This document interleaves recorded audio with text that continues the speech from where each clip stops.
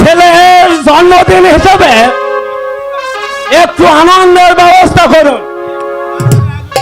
এই মুহূর্তে আপনি নাচ গানের আয়োজন করুন। তাই হবে মহারাজ, এবং নর্তকী নিয়ে আসবে। সুরা এবং নর্তকী নিয়ে আসছি।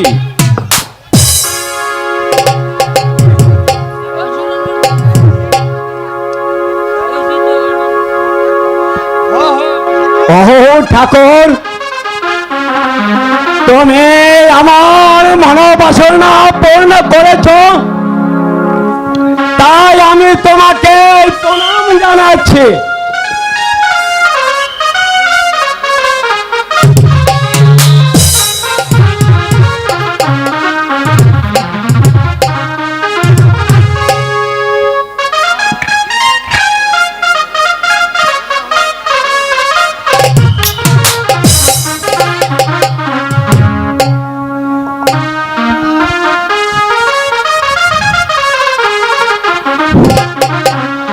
মহারাজ, আমি সুরা এবং নর্তকী নিয়ে এসেছি।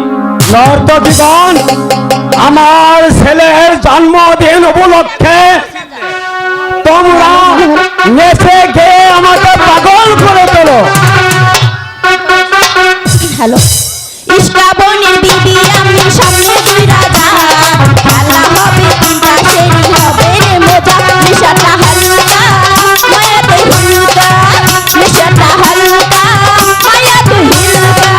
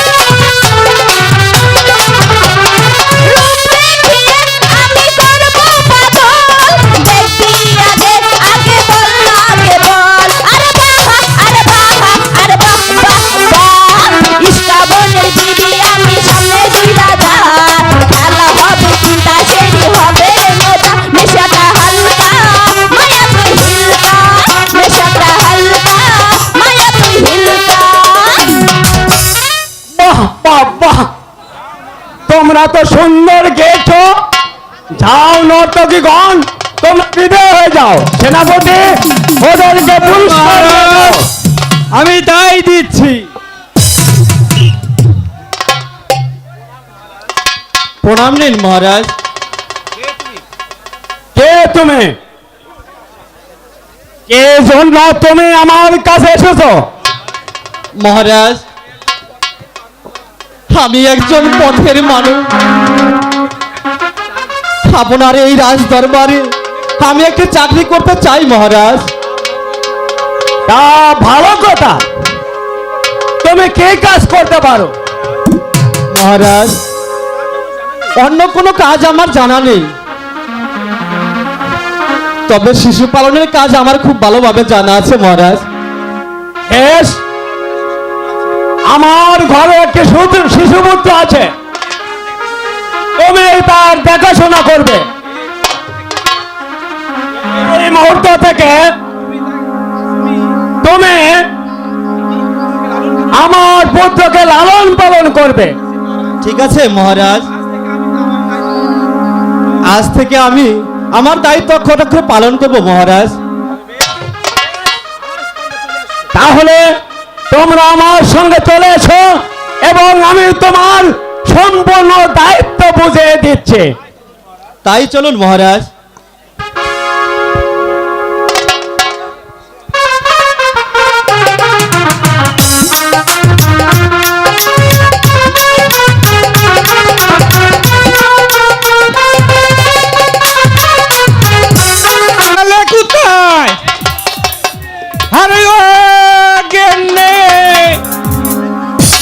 বলি গেলে কোথায়? আরে সারের মতো চেঁচাচ্ছ কেন বলি?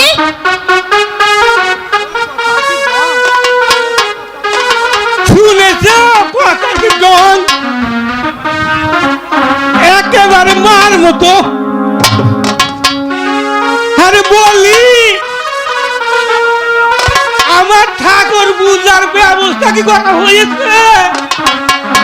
আমি আর তোমার ঠাকুর পূজার কোনো আয়োজন করতে পারবো না। এটা দাসী পাতি রাখলেই তো হয়। যত হুমকি দুমকি আমার উপর। শোনো শোনো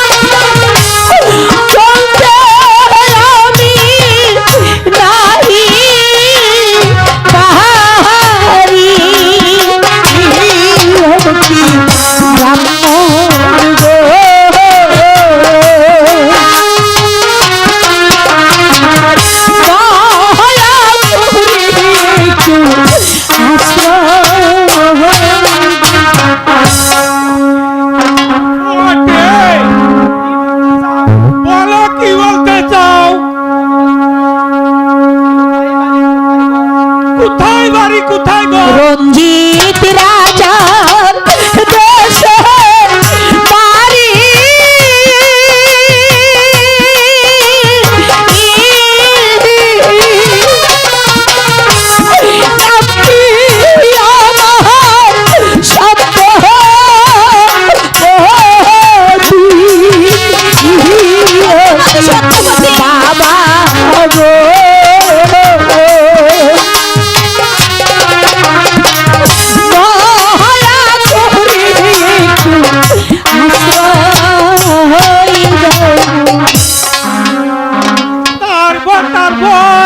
বাবা, এই পৃথিবীতে আমার কেউ নেই, তবে আমাকে একটু আশ্রয় দাও বাবা। আরে ও গিন্নি, তার কাহিনী বলছিলাম না, রঞ্জিত রাজা খারাপ লোক, নাইলে আমাদের এই অবস্থা হইতো। ঠিক আছে মা, তুমি এখন থেকে আমার পূজার আয়োজন করবে। হ্যাঁ মা, তুমি যা বলবে আমি তাই করব। আমার বড্ড ক্ষুধা পেয়েছে, আমাকে কিছু খেতে দেবে। চলো খেতে দেবো। এসো মা, এসো।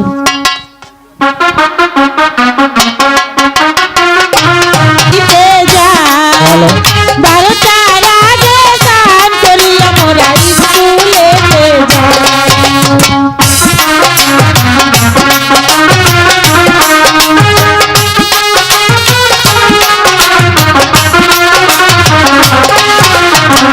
যমুনা জল দেখতে কালো, ও সখী